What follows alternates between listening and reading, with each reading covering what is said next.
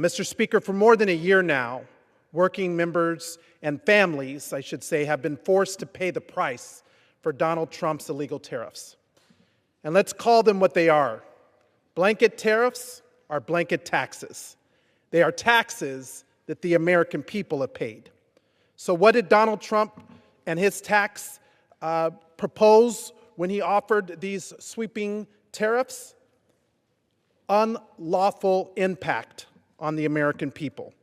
He taxed your groceries. He taxed your baby formula and your strollers. He taxed the inventory sitting on the shelves of small businesses that are just trying to survive. In my home state of Nevada, families have paid nearly $1,800 more in the last year because of these unlawful taxes. That's a rent payment. That's childcare. It's a car repair. And it's groceries for families that are already struggling to get by. And my district has seen the real-world consequences.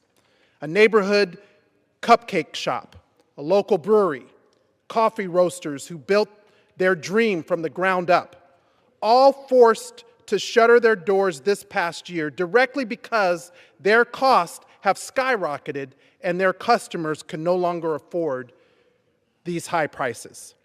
Now the Supreme Court has spoken. The emergency authority that was used to justify these tariffs that are taxes that Americans have paid did not authorize this mess. In simple terms, this administration did not have the power to do it, and yet they did. Billions of dollars were illegally taken, in my view, stolen from the American people. Now, what are my Republican colleagues proposing? A bill on appliances. They want you, the small business owner, the working parent, they want you to have to hire a lawyer or to sue the federal government to get your own money back. Donald Trump himself said that you may have to litigate this for 5 years. 5 years?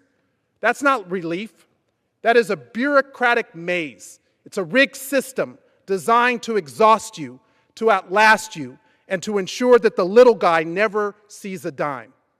Well, we have a solution. My bill, the Relief Act, does something radical in Washington. It makes the government fix its own mistake. It requires automatic refunds of all tariff payments from the last year within 90 days. No application, no protest process, no lawyer required. If the government took it illegally, the government must give it back, period. And to the businesses that receive those refunds, it's time to bring prices down for working people and families who stood by you and who kept you afloat.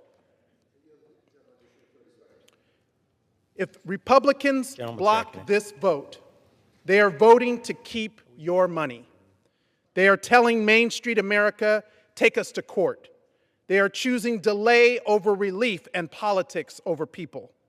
Tonight, the president will stand in this very chamber and try to sell the American people on his economy. But working families don't need a sales pitch. They need relief. They need honesty. They need their money back. No more excuses, no more delays, no more courtroom battles. Let's return what was taken. Let's stand with small businesses. Let's stand with the working families. I urge my colleagues to defeat the previous question and to support the Relief Act. If you Gentleman's vote yes, time has expired. They vote to The keep gentleman's life time has unaffordable. expired.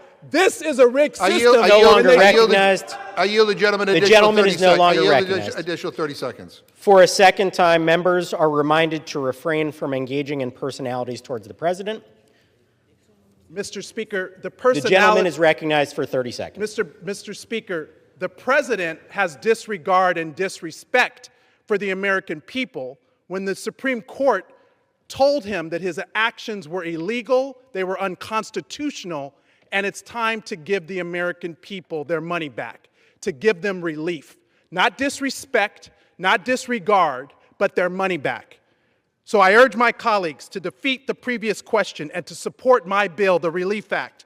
By voting yes, you vote, if they vote yes, and deny me the ability to bring forward the Relief Act. Gentleman's time has expired. They're keeping your life The gentleman's time has more expired. unaffordable.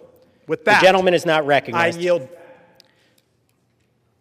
For a third time, members are reminded to refrain from engaging in personalities towards the President.